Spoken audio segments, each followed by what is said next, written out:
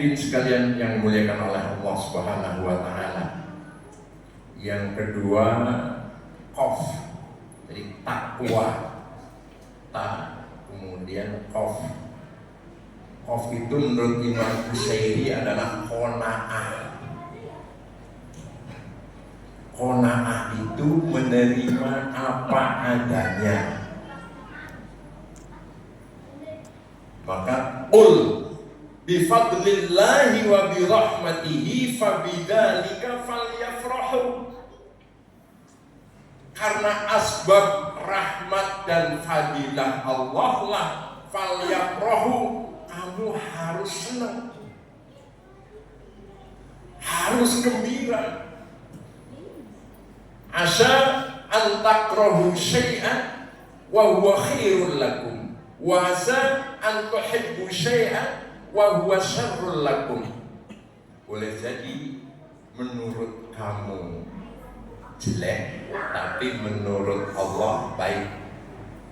Dan sebaliknya, boleh jadi menurut kamu jelek, menurut Allah baik.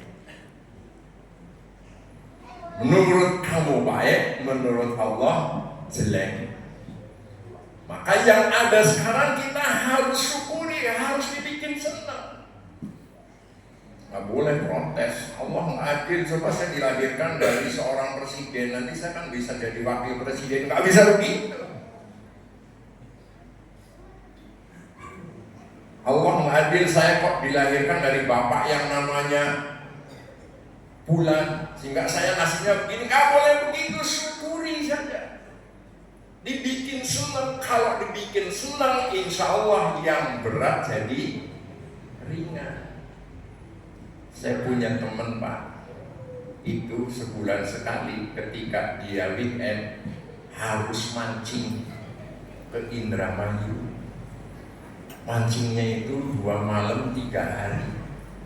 Sewa kapalnya 5-6 juta. Panas kepanasan di kapal, hujan di kehujanan. Kok bisa dilakukan oleh dia? Kenapa? Kenapa Pak?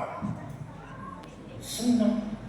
Coba kalau kita nggak senang, boro-boro disuruh bayar 5 juta, 6 juta, naik kapalnya aja udah takut. Tapi karena dia senang, dilakukan Pak. Demikian juga puasa, kita bikin senang saja, insya Allah yang berat jadi ringan, yang panas menjadi biasa-biasa saja. Yang ketiga, wow. Wow itu warok, singkatannya warok. Warok itu hati-hati. Hati-hati supaya terhindar dari perbuatan maksiat. Pak, sebelum tahun 2000-an, kalau kita mau maksiat dengan cara nonton itu harus pergi ke Buaran Teater, harus bayar paling nggak 20-30 ribu. Nah sekarang kalau mau maksiat nggak usah ke Buaran Teater, di tempat tidur pun sambil berbaring bisa. Oh nonton apa saja sekarang bisa. Tapi kita sebagai orang bertakwa harus kita hindari. Itu namanya warok. Salman Al-Farisi pernah dituduh oleh rekan bisnisnya utang nggak bayar. Dan memang pada waktu itu kondisinya lagi susah, sehingga belum bisa bayar utang, bukannya nggak bayar utang, tapi belum bisa bayar utang. Sehingga diadukan ke polisi, dihukum. Ketika kemudian orang sipirnya itu dia punya kenalan, kata orang sipir, Salman Al-Farisi, kamu kan orang terkenal, kamu kan tokoh, pernah bantu Rasulullah, kamu bebas saja. Nggak mau, karena yang menghukum saya pada dasarnya bukan Anda, tetapi orang yang saya utang. Nah kalau kamu nggak mau, udah malam aja kamu pulang, nanti siangnya ke sini. Tahu kalau ada sidak nanti kan kamu ada. dengan begitu saja nggak mau. Itu namanya warok, berhati-hati dari perbuatan maksiat. Kemudian yang terakhir, iya itu artinya yakin. Kita harus yakin bahwa ibadah kita itu yakin diterima oleh Allah Subhanahu wa Ta'ala. Kita harus yakin bahwa kelak di akhirat itu masuk surganya Allah Subhanahu wa Ta'ala. Jangan ragu-ragu. Dalam kitab Ihya Ulumuddin ada kisah Pak, dua pemuda dipanggil oleh Allah dari neraka. Kemudian dia menghadap Allah. Oleh Allah ditanya, anak muda, kenapa kamu masuk neraka? Karena saya fasik ya Allah.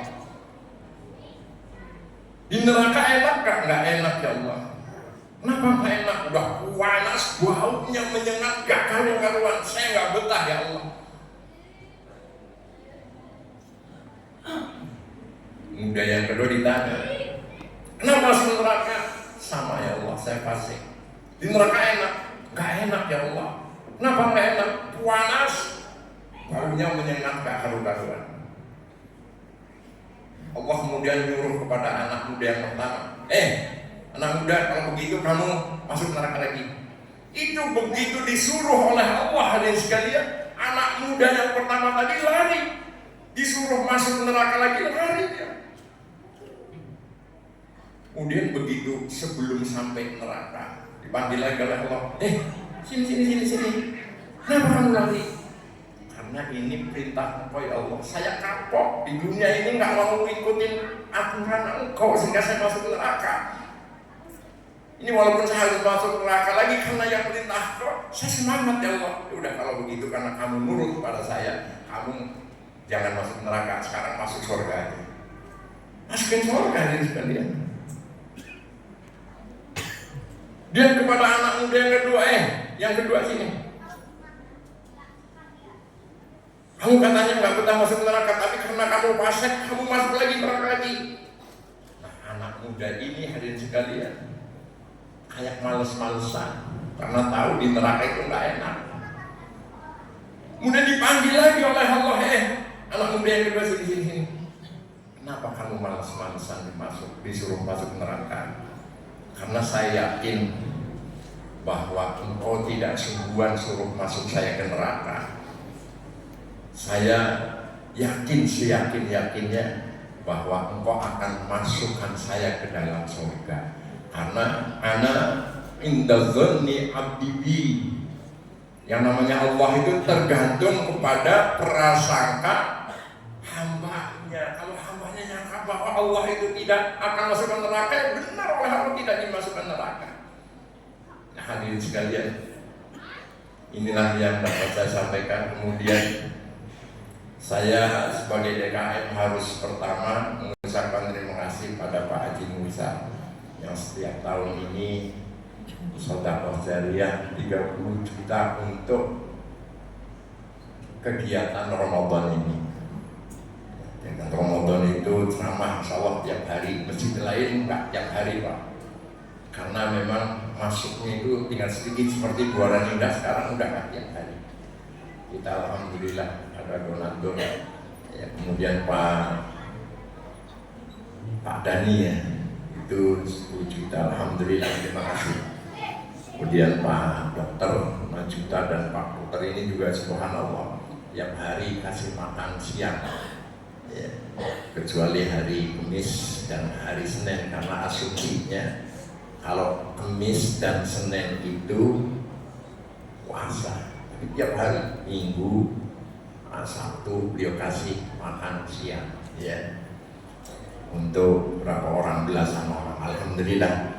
Nah, mudah-mudahan donatur-donatur kita ini diberikan keluasan rezekinya pertama berkah.